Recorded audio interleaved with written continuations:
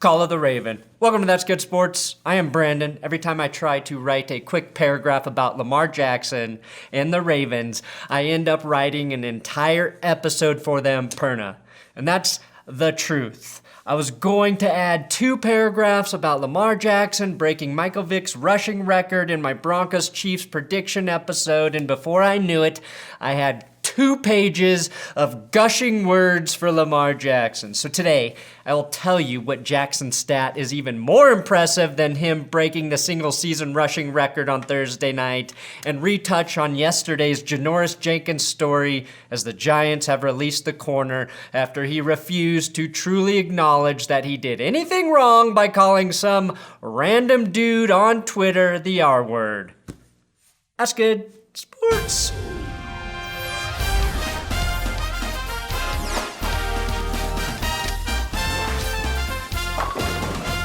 Please, if you're new to That's Good Sports, consider subscribing. I do football videos pretty much every day. Today's episode is sponsored by Raycon. How many times do I have to tell you your ear holes are sacred? And the only thing I shove in my ear holes are Raycon E25 earbuds. The E25 gives you 6 hours of playtime, Bluetooth pairing, and more bass to help with your intense cardio workouts like I do daily.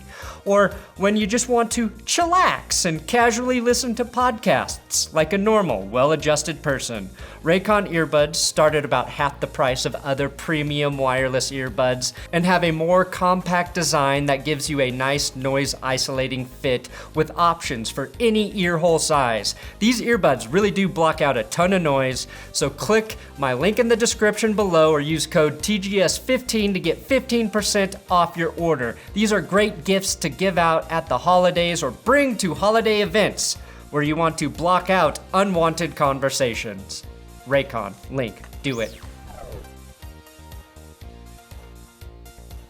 Now, besides watching him play every week, how do we know Lamar Jackson is special? Maybe because his biggest fans are members of the team he just dismantled. Apparently, he has to carry extra jerseys for post-game jersey swaps because so many guys want them. What impresses me the most about Jackson is, in addition to being great on the field, he always knows what camera to look at. Unlike that Robbie Anderson, Jackson did surpass Mike Vick on the Ravens' first drive of the game to become the all-time leader in rushing yards for a QB in a single season. Congratulations, Lamar. We knew it was coming, man. Like I said, you was the guy for the job, man. And you did it, and you did it well. Keep rushing and set the bar high, man. It's going to be amazing run for you. Appreciate everything you do for the game. Jackson now has 1,103, passing Vick's 1,039 set in 2006. That is a record that will stand for a long time for Jackson, as he has another game to play to add to his total for 2019.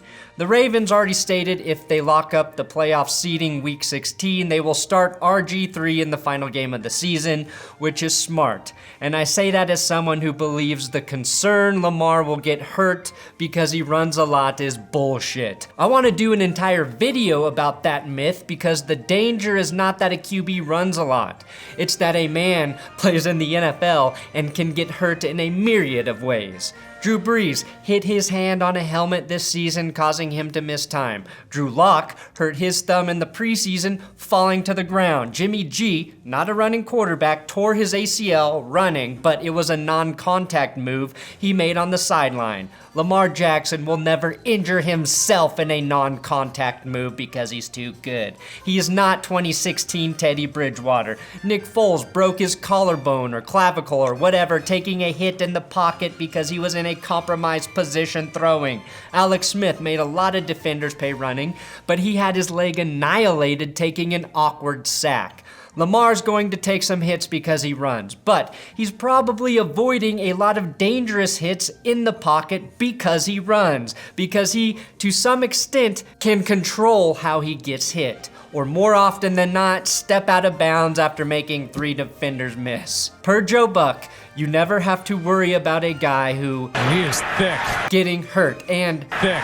Men are built to take some shots. Every time I watch Jackson, I'm just impressed. And in the Ravens win over the Jets, he threw 5 touchdowns. That's the 3rd time he's done that this season. And even though he passed Vick, even though he has just as many rushing yards as the Chicago Bears and more rushing yards than the Jets, Falcons, and Dolphins, his most impressive stat may be that he's thrown 20 touchdown passes in the last 90 completions. How impressive is that stat? Well, consider this. In 2013, when Peyton Manning broke the single season touchdown record with 55 passing TDs, his best streak was 12 touchdown passes on 89 completions. Patrick Mahomes last year, 14 touchdowns on 90 completions. Tom Brady's 50 touchdown season came closest with 17 TDs on 102 completions. Lamar's a great fucking passer, and because he's the best running QB we have ever watched, it's opened the door for him to be the most efficient touchdown machine the NFL has ever seen. That's a touchdown on every 4.5 completions. Most of you can't even keep a beanbag on a cornhole board once every 4.5 throws.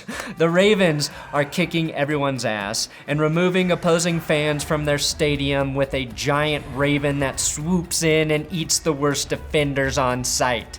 Nobody has a clue how to slow down their offense, and Lamar Jackson, in addition to always saying the right thing, just appears to be having fun playing football. Freaky L, a.k.a. Action Jackson, a.k.a. Era 8 Apparel. Listen, my dog, hey, Juno, hit him. Hey, crank. All right, L. Man, you broke Mike Vick's rushing record, man. You the AFC North champions for the 2nd year in a row. How I feel, man? Tell me how I feel, L Freaky. It feel good, but you know we got a lot of season left to play, and we got 2 more banners to hang up. So you telling me the story unwritten? Unwritten right now. Book unfinished. Right. That's easy to do during a 10-game win streak, and we can wait to see what happens when this team loses at some point. But he's so much easier to root for than the boring and humorless Patriots. And I'm not even throwing that in here to take an unnecessary jab at New England. I'm just pointing out, we watch football because it's entertaining, and we root for guys who really seem to love what they do. That's infectious. The good kind of infectious, not the kind you need antibiotics to remove. Now I know Tom Brady and Bill Belichick love what they do, and Tom is trying to portray his fun side through social media, challenging Lamar Jackson to a 40-yard dash in rollerblades, while Tom runs in TB12 shoes.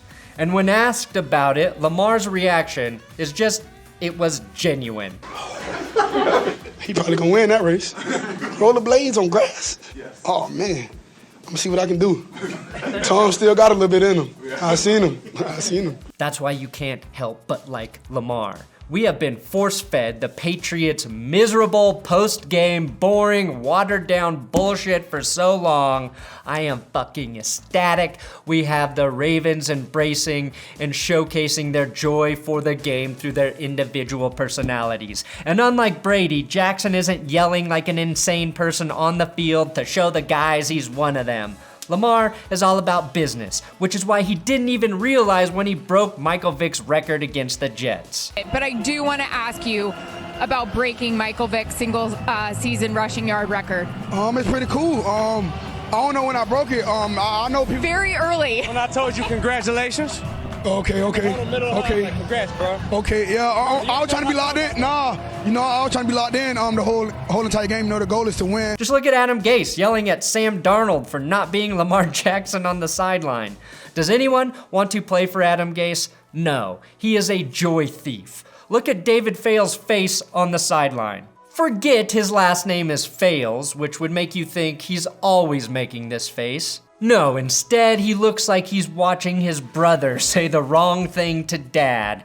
And when you say the wrong thing to Dad, he gets out the belt. No, not to hit you with, but to remind you if you ever disobey him, you're not getting a Versace belt for your birthday or ever. Have fun rocking your Gucci belt like a poor kid. I had a different childhood than most of you. Look, my favorite dumb Lamar Jackson take right now is, well, just wait until the defenses figure him out. He has 22 career starts. Defensive coordinators have enough tape to learn his tendencies and to make appropriate game plans to slow him down. If Bill Belichick can't stop him, only God can.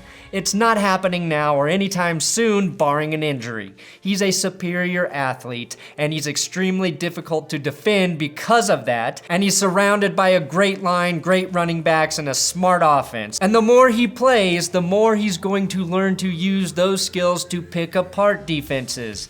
It's incredibly unlikely Lamar Jackson dominates the league for 15 years as a QB because of his style of play. And I only say that because in 10 years, he's not going to be the most elusive guy on the field every single week. But he could be that guy for the next 5 years. He could be that guy for the next 15 years if his game evolves and develops.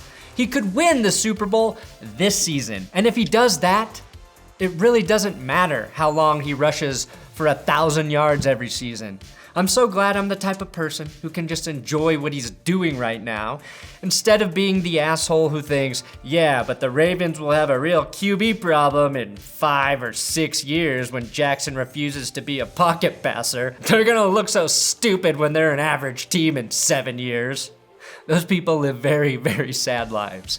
A defense can slow down Lamar Jackson. The Ravens could lose in the playoffs. Those things happen all the time in January. But I'm not betting against the guy who can throw for 300 yards or rush for over 100 yards or rush for multiple touchdowns or throw 5 touchdowns in a game, or the guy who has just 1 interception in the last 9 games, which is tied for the best with only Aaron Rodgers. And finally, the Giants released corner Janoris Jenkins because he refused to acknowledge that when he called a troll on the internet, this thing I'm showing you on the screen right now, the R word, that might be incredibly offensive. It's 2019, Janoris. The only time it's okay to use that word is when talking about flame retardant clothing, which you might need after torching your own career. His ignorance became glaringly obvious when he claimed using that word was just part of his culture. But at the end of the day, it's just part of my culture, part of my slang that I use. What culture is that, Janoris? The culture where you refuse to stop talking like a 15-year-old? Yes, my culture allows me to eat babies. I don't mean no harm. It's just something harmful my friends and I do in my culture. What he said was wrong, but him not understanding why what he said is wrong is what got him fired. Probably in addition to tweeting during practice or work time, and I'm assuming more issues with him and the coaching staff. He did apologize for what he said on Twitter, but ruined that by again saying, but at the end of the day, it's just part of my culture, part of my slang that I use. And then when he got cut, his first reaction was, best news ever, thank you. Which just goes to show you he refuses to learn from his mistakes. You need 3 dots for an ellipses, Janoris. Best news ever, ... What are you, some kind of Hey, why'd you bleed? I said reject. I said reject. Hopefully Janoris' culture also teaches him humbleness, which is slang for grow the fuck up. Thanks for watching another episode of That's Good Sports. Please subscribe here on the YouTubes for continuous football coverage. The Broncos-Chiefs prediction episode will be up Saturday morning. Drew Lock versus Mahomes. We've got a real prediction to dive into, baby.